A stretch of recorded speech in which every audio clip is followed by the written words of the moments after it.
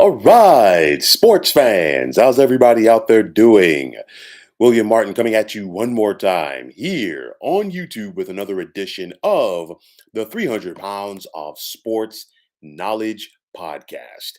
Now, it is hard to believe, but you got to go back to Super Bowl number 46 to find the last time that the Giants won a playoff game. But then again, it really isn't that hard. Since their Super Bowl win to conclude the 2011 NFL season, the New York Football Giants have suffered through 8 losing seasons, which included losing a combined 49 games over the last 5 years. But things have changed for the Giants, and they've changed in a New York minute under first year general manager Joe Shane and first year head coach Brian Dayball, this Giants team looks a lot different. And it's been a different feel for Big Blue since the season began. You go back to week number 1 when the Giants got their come from behind victory on the road against the Tennessee Titans for their first 1-0 start since 2016. It doesn't sound like a lot, but getting off to a positive start to the season, especially when you're a new head coach, makes it easier for everybody to buy into what you're selling in that locker room. Overall, the Giants got off to a 7-2 start this season, and it had people that follow this team thinking about the playoffs. They stumbled a little bit as the competition got tougher, but the Giants rallied and they found a way to get a playoff berth. They had an opportunity to rest their starters in last Sunday's loss to the Philadelphia Eagles. And this was a team that they took the field with a ton of confidence today against the Minnesota Vikings. They played the Vikings tough on Christmas Eve, and that carried over to this game today. And most importantly, the Giants were healthy on both sides of the football, and it showed. Now, from the word go today, the Giants were very crisp, especially on offense. And you think about how they looked in the first half. The Vikings got the ball to begin the game, scored a touchdown, and then the Giants were then able to reel off 17 consecutive points. The Vikings did score just before the half ended to make it 17-14, but then the Giants got the football to begin the second half, and they go right down the field and score a touchdown to make it 24-14. And that was big right there because the Vikings definitely had some momentum. It gave the Giants an opportunity to quiet the crowd at US Bank Field and once again get the momentum back on their side. I think that was so big. Again, I cannot harp on it enough to get that touchdown coming out of the half. A 9-yard touchdown pass from quarterback Daniel Jones to tight end Daniel Bellinger. And then every time that the Vikings threw a punch, the Giants were right there to respond. And you think back to midway through the fourth quarter when they put together a 12-play, 75-yard drive, which culminated with a 2-yard run by Saquon Barkley, which turned out to be the game winner. And you think about it, the Giants were just passing the ball, passing the ball, passing the ball. And in watching this contest, when they got down there by the goal line, I said this was a perfect opportunity for New York to have a dive play. And sure enough, what did they do? They gave it to their best back, and he punched it in, and the rest was history. TFX, how are you doing? And you're saying that the Giants are awesome today. Kayvon was held by the offensive line the whole time. DJ is on his way to getting paid, and he deserves it. Let me tell you something.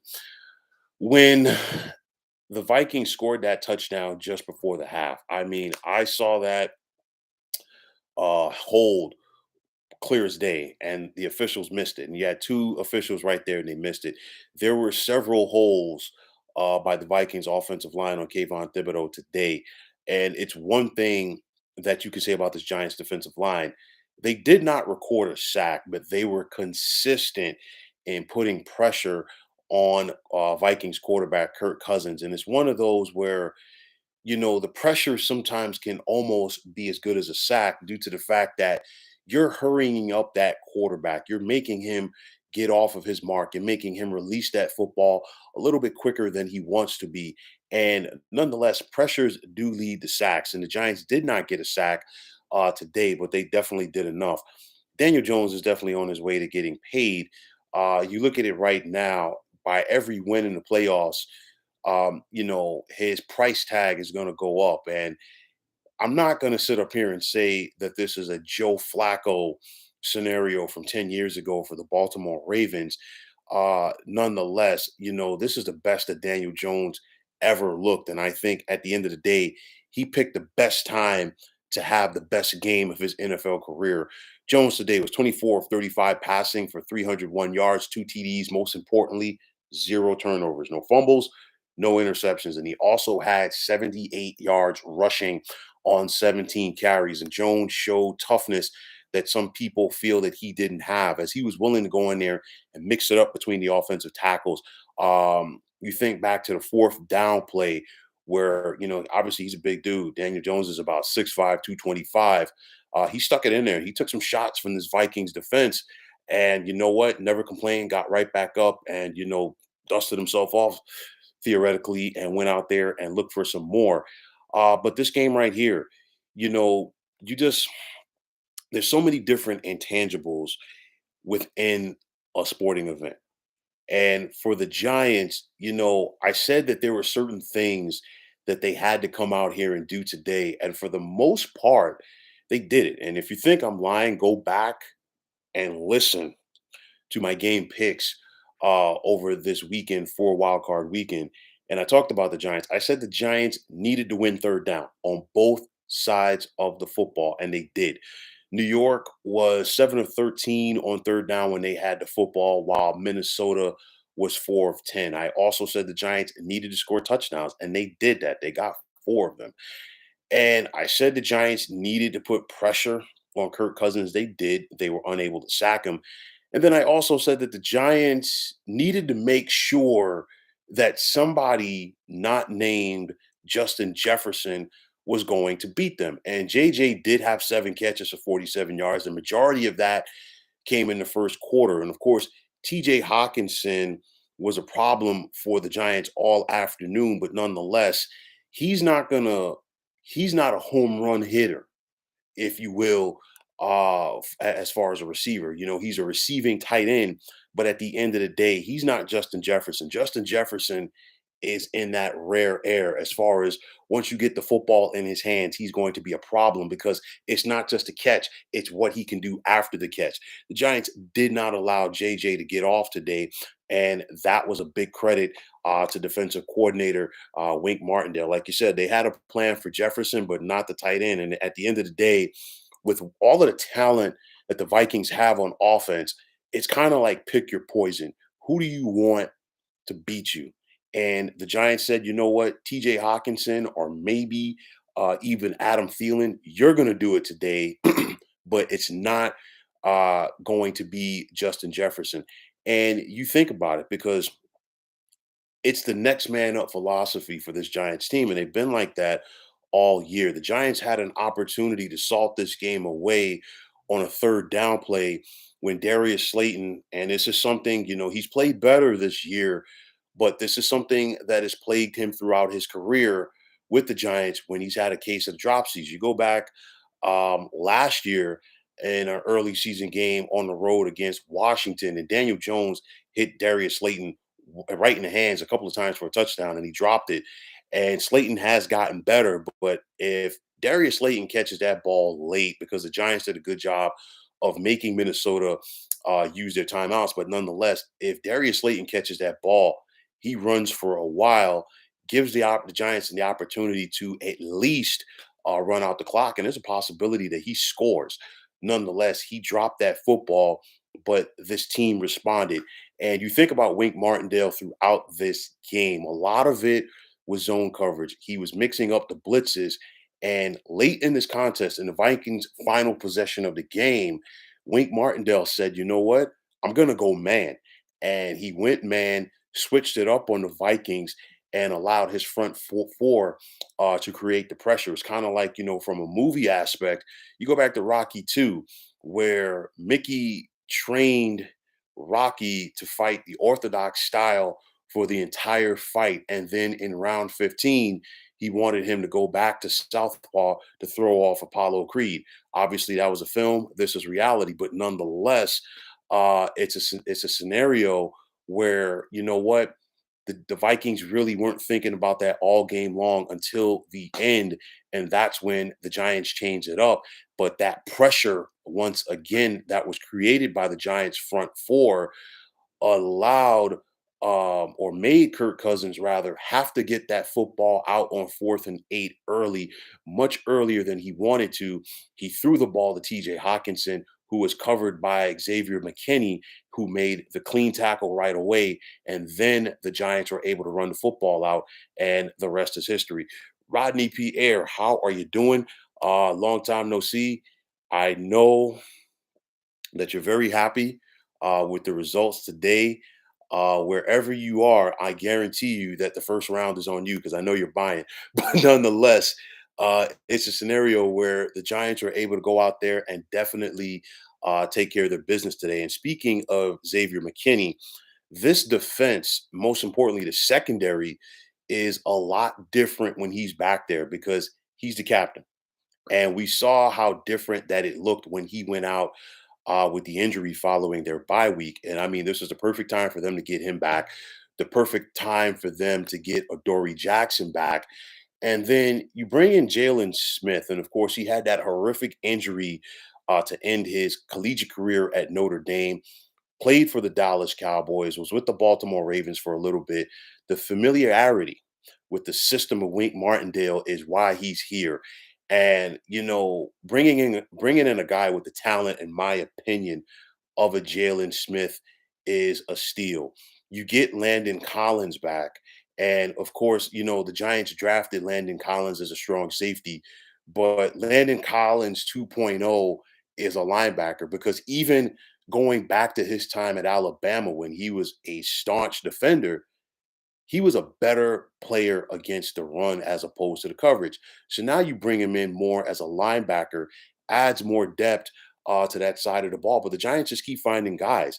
Isaiah Hodgins on the practice squad for the Buffalo Bills, obviously familiarity with Joe Shane and Brian Dayball. He comes in and has 8 catches today for a buck 05 with a touchdown. And it's kind of just like that next man up mentality. And you think about Brian Dayball, whatever he's selling, these guys are buying. And credit to Brian Dayball, he made adjustments throughout this game. He had his team very well prepared, especially offensively, because the Giants came out there crisp, throwing the football very effectively, high percentage passes. Daniel Jones, most importantly, felt comfortable in the pocket, and that is a credit to the improved offensive line. But then on top of that, Brian Dayball going for it on 4th down late and getting it. And I'll tell you like this: Brian Dayball's got some stones on him, and this is in the mode of former Giants head coaches Bill Parcells and Tom Coughlin. And I say that because to quote Herman Edwards, and I know he got a lot of flack for this, but at the end of the day, you play to win the game. And that's what the Giants did. That's what Dayball did from the word go, and it showed. So you look at this team, they were aggressive throughout. The Giants even had a Statue of Liberty play in the first half. And at the end of the day, in a postseason scenario, you leave it all on the table. You don't leave anything to chance. And that's what the Giants did. And that is a big reason why this team is advancing. The culture has changed very quickly for this team. And once again, that is a credit to Dayball and Shane. You think about Saquon Barkley today, 53 yards on the ground, a rushing TD, 56 yards receiving. And I've said it before, and I will continue to say it, and I'll probably sound like a broken record. Saquon is the heart and soul of this team, and he is their leader. The guys rally around Saquon. They also rally around DJ. Don't get me wrong, but Saquon is their leader. You see him on the sidelines, talking up his offensive line, talking up other players on the team, and guys react to that. And that's what Saquon is. He's a leader, not just by words, but also by example. He's going to go out there and do and say the right things for this team and represent this organization. So, nonetheless, all of these things showed up once again today, and it comes down to the culture change under Brian Dayball and Joe Shane. Now, on the flip side, it was a bitter end for the Minnesota Vikings. They were 13-4 during the regular season, the champions of the NFC North, and they felt like they came into this postseason and they could have done some damage. Now, we saw the Vikings win so many close games throughout this season. But I think also they were very vulnerable because the same Vikings team got blown out at home earlier this season by the Dallas Cowboys. That late season blowout by Green Bay out or at the Green Bay Packers was an eye opener. And again, the Giants played the Vikings very tough late in the season. Now, this afternoon, Kirk Cousins played good, but just not good enough. And again, I cannot talk about it enough with the Giants taking away Justin Jefferson and making somebody else beat them. Now, defensively, all afternoon long, the Vikings really could not stop the Giants' offense. And you have to ask yourself, did Minnesota underestimate the Giants? I'm not sure because you really can't say that being that you played them a couple of weeks ago. And if you go back to that game, the Giants were very precise in their passing game. And I guarantee you, a coach like Dayball, he's going to go back, or he did go back and look at that film and figure, okay, you know what? That ball just has to be get out maybe a split second quicker. The offensive line has to hold their blocks for just that split second longer. And if you can do that and you have a good week of practice, you know what? It's going to transfer over into the game. And that's what we saw today. Daniel Jones was very efficient, very confident, got the football out quick, moved around when he had to do. And also, most importantly, he made plays. And at the end of the day, he, as well as his Giants team, they weren't afraid of the moment. And of course, throughout the week, Brian Dayball was asked about the fact that his team did not have a lot of playoff experience. But at the end of the day, he showed that, you know what? We're here to play, we're here to win. And the results showed in it. So if you're the Vikings, it's going to be a very long off season because the expectations coming into the postseason for you were high. And on the flip side, for the Giants, it's on to face another team that they lost to in the regular season in the Philadelphia Eagles. And when you think about Giants Eagles, regardless of the era, there is no love lost between these two teams. Whether they played at Old Penn Stadium, whether it was Yankee Stadium, whether it was Shea Stadium, Giant Stadium, the Vet, now Lincoln Financial Field, and of course MetLife Stadium. There is never any love lost between the Giants and Eagles. About 90 minutes on the turnpike between both stadiums. The fan bases for both of these teams are very passionate. The Giants and Eagles have a deep playoff history, and I guarantee you it is going to be a very physical game. Now, I will say this going into next weekend. Obviously, the Giants did not play their starters last week against the Eagles. They have to have some confidence in the fact that they played the Eagles very close. Philly played their starters as they needed that game in order to get home field advantage in the playoffs. One thing is going to be interesting for me in this contest is going to be Jalen Hurts because the first time around when these two teams played, Jalen Hurts was a one-man gang. Since then, he had the shoulder injury. Last week was his first game back, and obviously he had to shake some rust off. But aside from Jalen Hurts being a quarterback, he's also very dangerous as a runner, and he took that shoulder injury as a runner. So it's going to be interesting to see how comfortable he's going to be in that setting. Now, I will say this: the Eagles definitely watched the game today. Defensively, they know that there's some things that they have to do against the Giants, but the Eagles' defense did not play that good coming down the stretch. So it's going to be interesting to see, how that transfers over into this playoff game, especially when they had the bye week. I think what it's going to be very important for the Giants to come out strong like they did today. Very hostile crowd, obviously, that they're going to have to deal with even more hostile today than at a US Bank Field. But nonetheless, they got to go out there and they have to be precise again. I think Philly's definitely going to try to dial up the pressure and take Daniel Jones away. Can't believe we're saying that, but a year ago we definitely would not have. But at the end of the day, if the Eagles try to take away Daniel Jones, the Giants can go back to their ace in the hole. And what their ace in the hole is Saquon Barkley, because Saquon did not run the same way in the second half of the season as he did in the first half because teams were basically stacking the box and daring Daniel Jones to beat them with his arm. And as the season has progressed, he has gotten better. defensively for the Giants, they're playing with a ton of confidence right now, and they definitely want to try to dial up some pressure on Jalen Hurts. It's going to be interesting now, going as far as the matchups go, because the first time around when Philadelphia blew out the Giants, they didn't have Xavier McKinney back there.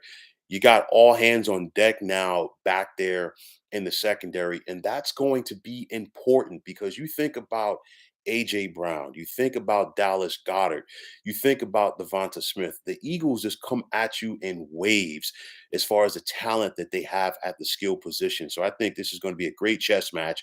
I always say that the toughest thing to do is for a team to beat their opponent three times in a year.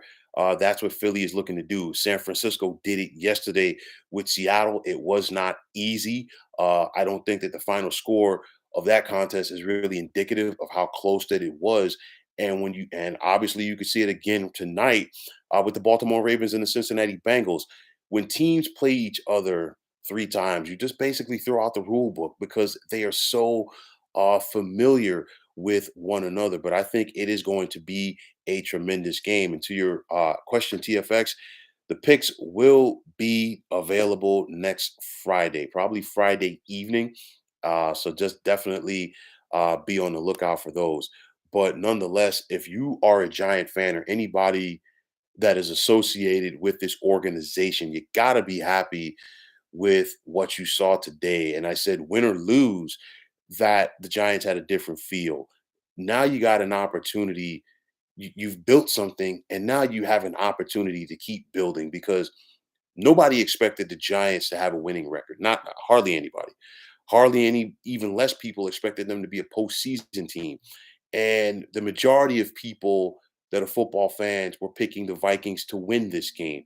And now the Giants are on to the second round. And now you can say to yourselves, well, if you're the Giants, we're 60 football minutes away from getting to the NFC Championship game. So it's just the little things, and the little things turn out to be big things. And that's where the Giants are right now. This is definitely um, a team that is trending upward. This is definitely an organization that's trending upward. You think about the job that Joe Shane did um, as far as turning things around in a very quick time with this roster with their cap situation, and it's the same thing with Brian Dayball.